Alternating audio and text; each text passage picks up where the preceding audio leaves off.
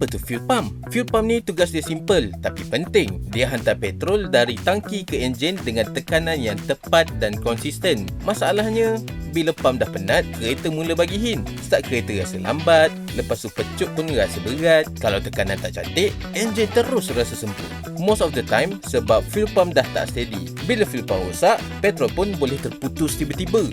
Ni yang bahaya ni. Enjin boleh mati tengah jalan. Sebab itulah Casio-K Fuel Pump fokus pada satu benda, aliran petrol yang stabil. Tekanan konsisten ni penting sebab ia bantu pembakaran lebih cantik dan respon throttle rasa lebih smooth. Material dia tahan panas, sesuai untuk traffic stop and go Malaysia. And tak cepat drop performance bila guna lama. Yang penting, Casio-K ni ada untuk pelbagai model kenderaan di Malaysia. Tak kira kereta harian ataupun kereta yang dah berusia, senang nak cari matching dengan kereta korang. Tentukan cara kereta kau bergerak setiap hari.